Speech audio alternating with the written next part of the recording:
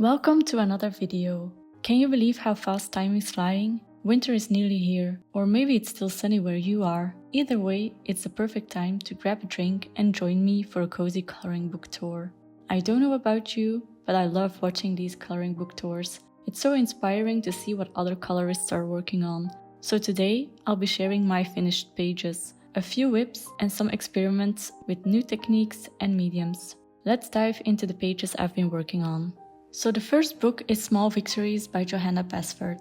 I've actually colored quite a few pages in this book. Let's start with this one. I colored all these little bugs and butterflies using my Artix colored pencils. And I challenged myself to stick to a limited color palette. So every single bug is colored with the same set of colors, just used differently. It was such a fun little challenge, seeing how much variety you can get with the same pencils. And honestly, it keeps the page looking cohesive, but each bug still has its own vibe. Oh, and if you want to color along, I actually have a tutorial for this little bee. It's part of my review of the Artix pencils, so I'll link that for you if you're interested. Next up are these flowers. I started with just the flowers and then I thought, okay, let's challenge myself with a background. Backgrounds always take me forever, but this book is smaller, so it felt less intimidating. I used my Derwent Lightfast pencils to color this one, including the background. And yes, also a white Posca pen for highlights. And then this one is actually done with a Simped Up Artix acrylic pens. And then just colored pencils for the flowers. Let me see if I can show you the shine. Now this page, I never posted this one because I'm just not happy with how it turned out. I was going for contrast, using darker colors like purples and blues in the background and lighter colors like the yellow and green for the foreground, but it didn't come out how I pictured. I think it's important to know that we all sometimes color pieces that we don't like, and that's okay. Sometimes we have to experiment to see what works or doesn't. And then there are these little ones. I love coloring these tiny drawings. They're so fun, and it's amazing how many colors you can cram into such small spaces. For these I used Polychromos and Prismacolored pencils, which are my go-to combo for most pages. On the next page we have these beautiful ships sailing into a sunset. I really loved working on this one. The warm tones and the reflective water made it feel so peaceful. It's one of those pages where you can almost hear the waves and feel the ocean breeze. I have a tutorial up on my channel if you want to see how I did them. I'll put a link up for easy access.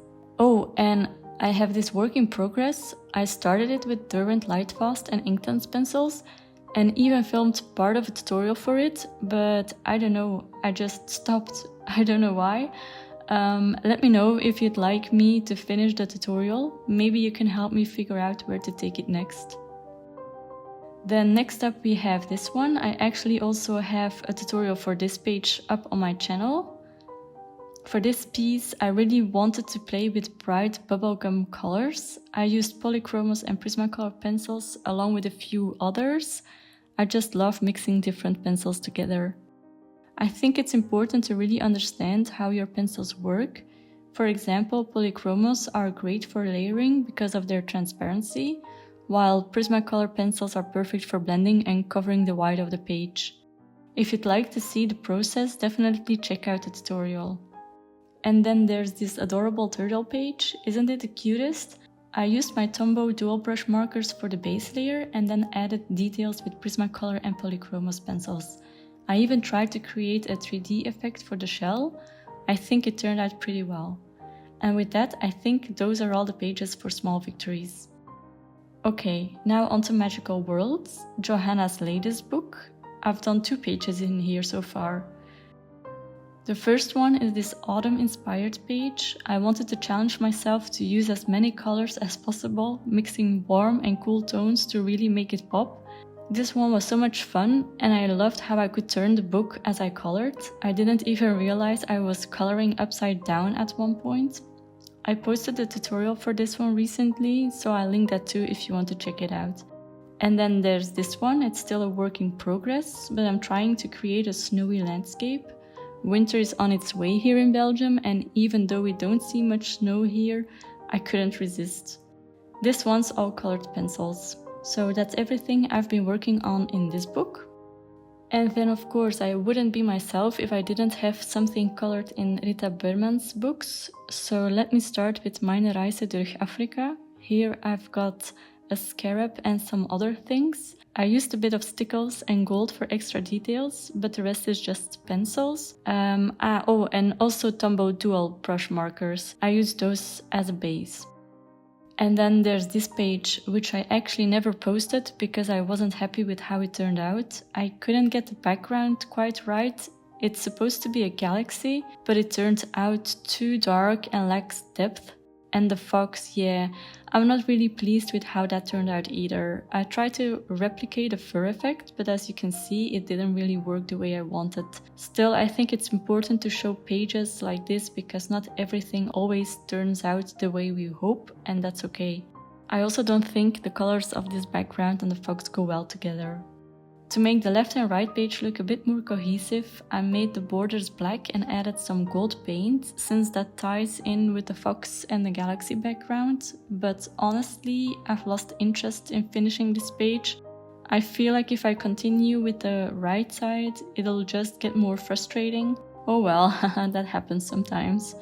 Then there's this page. I have a tutorial for the background on my channel. The background was done with watercolor and pencils to hide the streaks and blotches from the paint. I often get asked how I got the orange of that tagine to be so vibrant, and it's actually not done with colored pencils. I used these Tombow dual brush markers. They're so much more intense than pencils, and I think you can't achieve the same level of brightness with just colored pencils. If you compare it to the rest of the page, like this part here that's done with just pencils, you can see, though maybe not so clearly on camera, that the colors are much softer compared to the vibrancy of the tagine. For the highlights, I used a yellow Posca pen.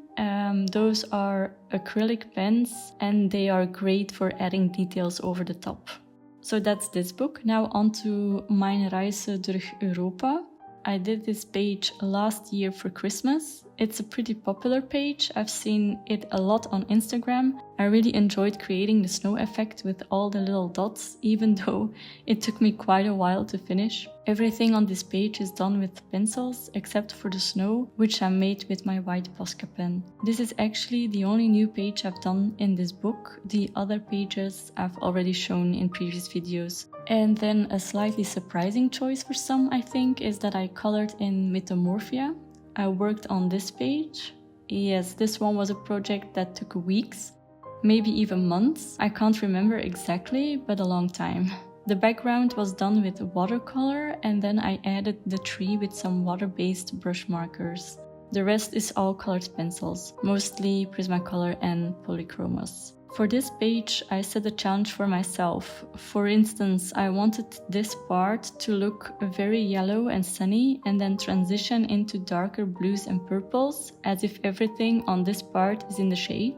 But I realize now that I didn't fully carry that transition into the background. The background here is just as blue as this section. There's a bit more yellow in places, like here, but not enough. So that's something I tried to push myself on. There was also a big debate in our house, well, a friendly discussion of course, about his coloring, what kind of scene it is. For me, it was meant to depict a misty forest, but everyone I showed it to immediately said it looks like an underwater scene, so I'm curious what you all think. Do you see it as an underwater world, a forest, or something else entirely? Let me know.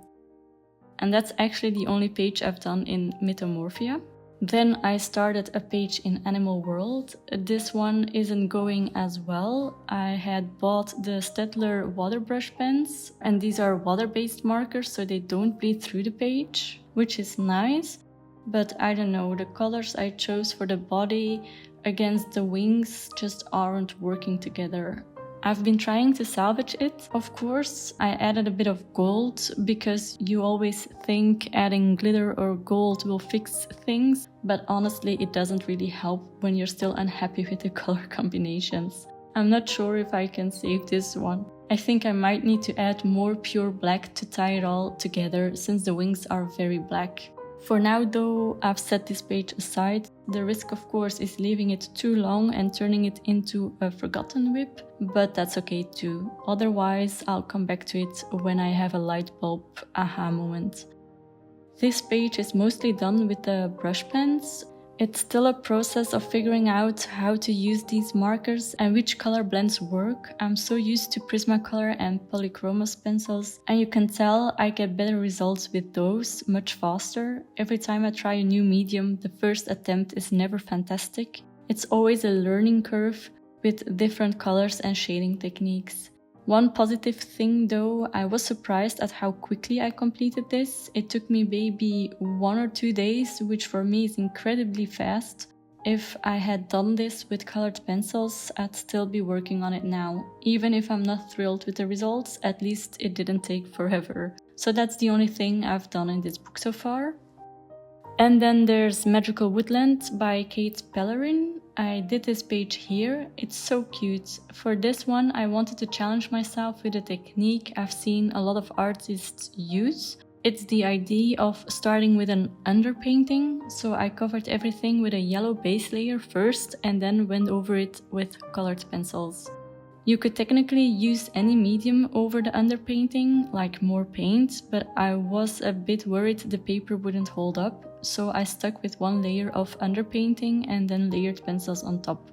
The yellow base gives everything a cohesive look. For example, instead of having a separate blend for red, brown or green, everything ends up with a slight yellow undertone. The brown has a yellowish tint, the red has a yellowish tint, and the green does too. However, that made it tricky to get the blue to work properly. It would quickly turn muddy or green instead of blue, like you see here. It was quite frustrating, honestly. I wish I could tell you exactly which blue finally worked, but I can't remember. I think I tried different blues from different pencil brands, and it still has a yellow undertone, but at least it looks blue now. Over here, where it didn't work, I left it as is, and it created a sort of gradient from blue to a more muted, muddy color. I think it's important to show this process because it doesn't all come naturally, not even for me. The goal of this page was to experiment, and I actually like leaving it as it is. You can see where I started, the challenges I faced, and how it turned out. For some people it might look unfinished, but I like it this way.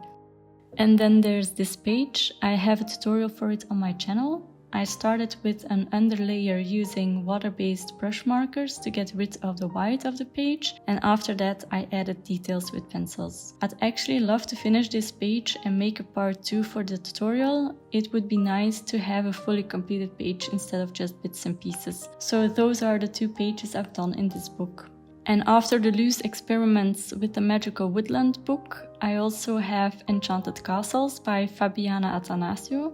In this book I did this page here. I used markers from Coloria for it. As you can see, they bleed through the page because they're alcohol based, so be careful with that. Make sure to use a book where the back of the page is blank, or one where you don't mind if the reverse side gets ruined. So the base layer was done with alcohol markers, and then I went over it with colored pencils for the details. That's what I did for this page, and it's actually the only one I've done in this book. I also have this gorgeous book from Ken Matsuda.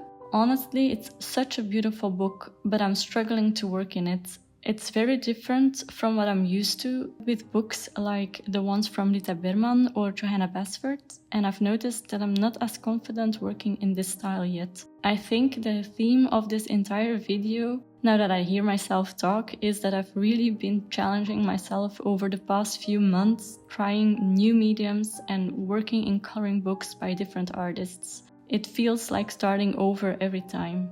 For this book, it's not that I think that what I've done so far is bad, but I also don't feel like I'm proud of it yet. I wanted to share it here on YouTube because I think it's nice to be a bit more vulnerable in this space compared to, let's say, Instagram. On Instagram, I feel like every picture has to showcase a beautiful polished coloring. I'll admit, I mainly use it to share pieces I'm at least 75% happy with. That said, who knows, maybe I'll come back to this page, find my rhythm and end up with a result I feel is worth posting. I used the same Tombow dual brush markers, but instead of applying the marker directly to the page, I diluted the pigment on a palette with water and used them like watercolors. Since they're water-based, there's no bleed through, just a few wrinkles here and there from the water. But don't worry, you can easily flatten the paper with an iron if needed. And that's the only thing I've done in this book. Of course, that's also the downside. When you set it aside, it might discourage you and you end up not using the book anymore. That's what happened with me a bit. So a little tip, don't let it discourage you. Pick the book back up and keep going. I'll try to follow my own advice as well. I have 2 final books to share. The first is Tiny Petits by Coloria, and in this one I've only done this page. Isn't that octopus adorable?